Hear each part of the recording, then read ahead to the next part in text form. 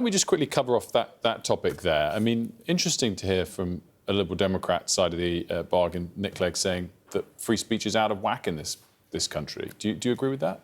I don't agree with that. I mean, look, there will always be, when you've got millions of public servants trying to make decisions, sometimes that are, when you zoom in, quite complicated. They're trying to make judgments and interpreting the law. You might find that there are one or two edge cases that people zoom in on and say, you know, this is a demonstration that we don't have freedom of speech. I don't think that means we've got a systemic problem with this. And actually, I've looked and listened to some of Nick's comments on other things over the last few weeks and his sort of retrospective on his time at Facebook and Meta. And I'm not sure I'd be going to Nick Clegg for a take on this. That's interesting. Let's talk about your department. What are you announcing today in education? We're announcing that following the big symbol of decline under the last government, which was roofs literally falling in classrooms because of RAAC, because of a lost decade of investment in schools and also hospitals and other public buildings, that we've made big progress in taking RAAC out of school buildings. So there's now 30,000 pupils going to school this morning in classrooms that are RAAC-free. And since the election, we've taken RAAC completely out of just over 50 schools. And there's another 50 schools that we've started to rebuild since the election as well. Decisions that we can only make because in the budget and at the spending review, we took the call to spend on long-term public investments that we can turn around that decline and actually fix some of the foundations. RAAC being aerated concrete. Also in your department, it's really interesting because I've seen all of the comments you've made about this before you became a minister on the topic of smartphones in schools, and there's been more analysis and data to suggest that it does actually improve classroom performance. Are you lobbying Bridget Phillipson and the Prime Minister to make that an explicit ban across schools in the UK? What's good about the current position is that we've got schools being told they should not have kids in classrooms or schools with mobile phones. And we see, as well as the evidence that's come out this morning to show that has a positive impact, we also see that more and more schools and school leaders are doing that. Part of my campaigning on this issue before I became a minister, and I'll continue to champion these causes as a government minister as well, was that this isn't just about schools, it's about the big transition that's happened over the last decade, where we've now got most kids with a supercomputer in their pocket, and it's shifted hours of time that kids spend in life with friends out on the streets playing to now spending lots of time, often by themselves, on their mobile phones. We've introduced the Online Safety Act in the summer. There was a big and lively debate about that. I'm happy to talk to you more about that and the government's support for it. But we've also said we need to take further action on this problem, and we're looking to countries all around the world and what they're doing to tackle this issue, because it is one of the big social policy problems of our time. I've seen that firsthand as a school teacher, which is where I started my career. When you say looking around the world, are you referencing Australia banning smartphones for under 16s? We're not looking at doing that, but the Australian government recently published a lot of detail about how to do effective age verification for restricting social media use.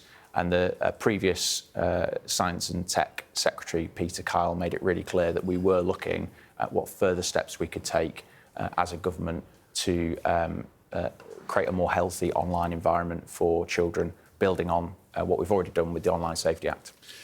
Let's touch on the deputy leadership race for the Labour Party. I can guess who you're backing, your boss. You can guess. I am backing my boss. So Bridget has done a fantastic job at the Department for Education. The rollout of breakfast clubs, the announcement last week that parents are already feeling about universal free childcare, and then massive expansion of free school meals to tackle child poverty. Bridget really understands those issues and has driven them through DFE. I also think that we need at the top of the party's leadership a balance of gender and also regions. Bridget is a northern working class MP who kids growing up in my own constituency in Whitehaven and Workington look to as a role model. I guess it sort of reveals, I totally believe all your arguments there, but it does reveal the kind of slight unfairness that she is your boss, you're going to vote for her, and she's coming from the government, and those backbenchers don't have that fact. Is it a bit unfair that this is obviously taking place when you're already in government and she has that advantage? And I guess it also raises the question whether she will be an independent voice for the party as a whole or not. Well, anyone who knows Bridget knows that she speaks her mind and she's got a really clear set of values about what she thinks, so that's not in doubt.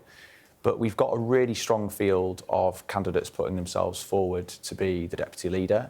Members of the Parliamentary Labour Party know all those candidates really well, and in that respect, they're on an even playing field. But look, the thing I think the country care most about is that the government is focused on sorting out things like crumbling schools and hospitals, getting the foundations right for our economy and all those things, and that's where our attention is as a government. The latest stories about the depth of the friendship between Peter Mandelson and Jeffrey Epstein over the last 36 hours, which we've reached out to Peter Mandelson for comment on, do they make you feel queasy?